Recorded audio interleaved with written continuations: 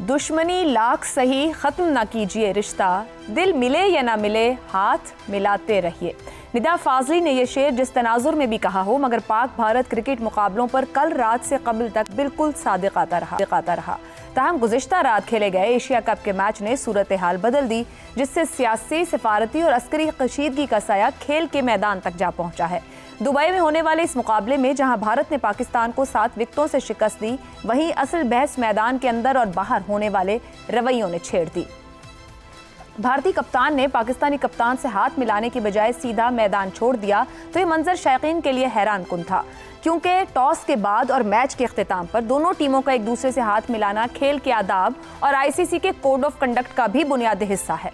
Match खत्म होने के बाद पाकिस्तानी टीम भारतीय खिलाड़ियों से हाथ मिलाने के लिए मैदान में इंतजार ही करती रही, लेकिन भारतीय खिलाड़ियों ने अपने ड्रेसिंग रूम का दरवाजा बंद कर लिया। सूरत हाल को मजीद पेचीदा उस वक्त बना दिया गया जब भारतीय कप्तान ने मैच के बाद फतह को बराह रास्त फौज और पहलगाम हमले के मुतासरीन के नाम कर दिया। भारतीय टीम के इस नॉन प्रोफेशनल कंडक्ट पर पीसीबी और फिर चेयरमैन पीसीबी मोहसिन नकवी ने शदीद एहतजाज रिकॉर्ड करवाया। पीसीबी ने आईसीसी को खत लिखते हुए मैच रेफरी को हटाने का मुतालबा भी कर दिया है। पीसीबी ने यह भी वाज़ेह कर दिया है कि अगर मैच रेफरी को तब्दील न किया गया तो पाकिस्तान एशिया कप के बकिया मैचेस में शिरकत नहीं करेगा। भारतीय टीम के इस रवैये ने खेल और सियासत के दरमियान लकीर मजीद धुंधला दी है। ये सूरत हाल सिर्फ एक मैच या एक वाकया नहीं, बल्कि एक बड़े सवाल की गमाज़ी है। क्या खेल को वाकई खेल रहने दिया जाएगा या इसे हर बार सियासी पैगाम रसानी और नफरत के एजेंडे का हिस्सा बनाया जाता रहेगा? खेल के मैदान दुश्मनी बढ़ाने नहीं, फासले कम करने का जरिया रहे हैं, लेकिन जब स्पोर्ट्स कुर्बान हो और सिफारती तनाज़ात का साया हावी हो जाए तो नुकसान सिर्फ खेल को नहीं बल्कि करोड़ों शायकीन के एतमाद और खित्ते की अमन की कोशिशों को भी होता है। इसी पर पैनल से गुफ्तगू करेंगे। सवाल इस तरह से, एशिया कप खेल पर सियासत हावी, भारतीय टीम मैच जीत कर भी खेल के आदाब क्यों हार गई? शहजाद साहब। अच्छा, मैं तो समझता हूँ बहुत अच्छा हुआ, क्योंकि दुनिया भर ने, खासतौर पर वो लोग जो कि उस वक्त टीवी देख रहे होंगे, दुनिया भर ने और बहुत बड़ी तादाद देखती है, एक ऐसी कौम की ज़हनी जो मफलूज है उसका एक अक्स देख लिया, एक ज़हनी बैंकरप्सी देख ली। ये वो चीज़ है जो कि मैं तो आपको पता है कि रिटायरमेंट के बाद, रिटायरमेंट से पहले एक वॉरियर के तौर पे भारत के साथ हमेशा शामिल रहा, उनके साथ एक मुकाबला रहा, और उसके बाद फिर मैं एक as a peace maker, as a track two participant, मैं 10 साल तक भारत के साथ, भारतीयों के साथ कोशिश में रहा कि पाकिस्तान और भारत के मामला बेहतर तौर पे होने चाहिए। आज भी मुझे आज कॉकपिट में डाल दें, मुझसे बड़ा वॉरियर भारत के खिलाफ कोई नहीं होगा, लेकिन जब रोल बदलता है तो इंसान की सोच भी साथ बदलनी चाहिए। लेकिन बहरहाल वो एक चीज छोड़ दें, तो मुझे हमेशा एक ही ख्याल रहा बाद में कि ये लोग इतने इनसिक्योर क्यों हैं। मैंने अपनी सर्विस के दौरान भारतीयों के साथ रहा हूं, मेरे पड़ोस में भारतीय रहे हैं, जब मैं बाहर मुल्कों में डिप्लॉयड रहा हूं मुख्तलिफ कोर्सेज के लिए, मुख्तलिफ चीजों के लिए, भारतीय भी वहां मौजूद होते थे। इतने इनसिक्योर लोग मैंने जिंदगी में नहीं देखे, और मैं कहता था ये 5 गुना बड़ा मुल्क इसलिए कभी बड़ा नहीं हो सकता क्योंकि ज़हनी तौर पर बहुत छोटा है। उस बच्चे के दिल में नफरत डाली इन्होंने। वो जो बच्चा कप्तान था, ठीक है 30-35 साल उसकी उम्र होगी, लेकिन उसके साथ और भी बहुत से लोग थे। तो इस कौम ने कौमी तौर पर एक नफरत का इन्होंने इजहार करना सिखाया उनको, और नफरत दिखाई। उसके जो कलमात थे उससे वो भी बहुत छोटा नजर आया बोलने वाला, और उसका मुल्क भी बहुत छोटा नजर आया। हम वो लोग हैं जो जंग में भी खेलते हैं। ये किरदार का असल में ताल्लुक होता है इससे, जंग और खेल का। आप जब जंग करते हैं तो उसके अंदर भी दुश्मनी नहीं करते, आप नफरत नहीं करते, दुश्मनी करते हैं, नफरत नहीं करते।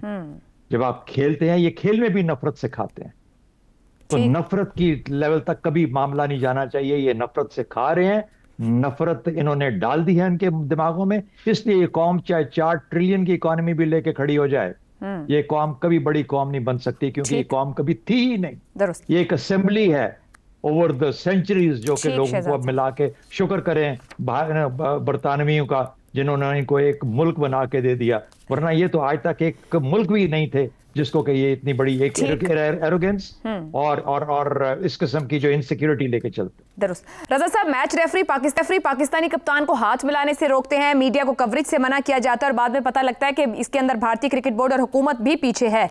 ये फैसले फिर क्यों भारतीय क्रिकेट बोर्ड और हुकूमत कर रही है, आईसीसी एसीसी कहीं नहीं है? जी बिल्कुल ऐसी बात है। और इसके ऊपर तो ये भी लोग कह रहे हैं कि क्या ये क्रिकेट के कवायद और ज़वाबित जो है उसमें ऐसा करना दुरुस्त है। और क्योंकि जहां तक मैं भी इसको देख रहा था तो वो बिल्कुल ये खिलाफ वर्जी भी है। लेकिन इसको छोड़ दीजिए, जाहिर बात है जो कुछ उन्होंने किया वो अपनी हुकूमत की इमा पे किया। और जो भारत में एक पब्लिक ओपिनियन बना रखा है उन्होंने पाकिस्तान के बारे में, खुसूसन हालिया महीनों में अपनी हजीमत को छुपाने के लिए वो मजीद जो है एग्रेसिव टैक्टिक्स अपना रहे हैं आयशा।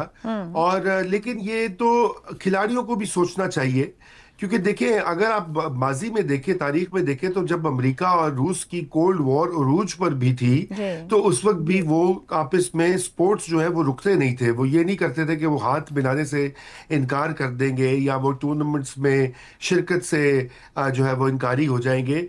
लेकिन ये तो बिल्कुल ही पस्त किस्म का रवैया है। और कुछ हलके हैं हिंदुस्तान में जो तालियां बजाएंगे, इसके ऊपर कहेंगे वाह वाह बहुत बहुत अच्छा किया। लेकिन कुछ माकूल लोग वहां भी इस बात पर शॉक्ड हैं कि इस हद तक हिंदुस्तान और उसकी जो नेशनलिज्म है वो खेल पर हावी हो जाएगी। खेल को खेल ही रहने देना चाहिए, खेल को खेल ही रहने देना चाहिए। दुरुस्त। ब्रेक के बाद हसन साहब और ज़ैगम साहब की राय आपके सामने रखें।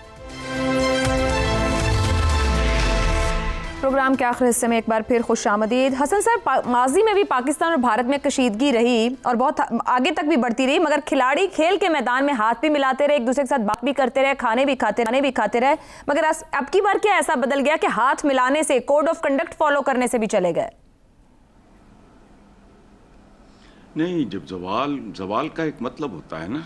बहरहाल सबसे पहले तो मैं आपसे और अपने तीनों दोस्तों से गुजारिश करता हूँ।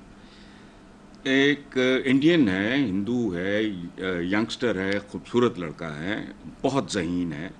उसका नाम मैं स्पेलिंग भी बोल दूंगा, धारव राठे, जो मुझे समझ आया है। I cannot pronounce it. Dhruv Rathee, DHARAVERATHEE। ठीक। उसका प्रोग्राम देखें तो आपको मोदी का चेहरा, खुदा की कसम मुझे अपने हुक्मरान अच्छे लगने लगे। मेरा जाती ख्याल था कि इनसे ज्यादा काबिल नफरत मखलूक नहीं। इतना हौलनाक प्रोग्राम है वो, जरूर देखें अगर अल्लाह आपको तौफीक दे। तो जिस मुल्क का सरबराह हर किस्म की अखलाकियात और आदाब से नावाकिफ, सरतापा झूठ और नफरत फरोश हो, ये सुनने वाली बात है। अच्छा, और साथ साथ अपनी प्रोजेक्शन पागलों की तरह करता हो, हमारे भी कम नहीं, लेकिन वो अपने बुत बनवाता है, खुद को अवतार और भगवान अपने नाम पे मंदिर। यार आई एम शॉक्ड। इतना कोई आदमी, अल्लाह माफ करे, मस्त। मैं कतन, मुझे ना हिंदुस्तान से नफरत है ना हिंदुओं से, बिल्कुल नहीं। अच्छा, उसकी क्रिकेट टीम से यार खुदा का खौफ करो। आप आदाब की तवक्को पहले होती थी। जवाल आता है ना जब माशरे पे इस तरह का मकरू प्रोग्राम देखना, तो मेरे सवाल की आपको जवाब की समझ आएगी। आपके पल्ले पड़ना ही नहीं। दुरुस्त हो वो प्रोग्राम देखना। इनसे ऐसी तवक्को गुनाह से कम नहीं है। गुनाह ना सही जुर्म है।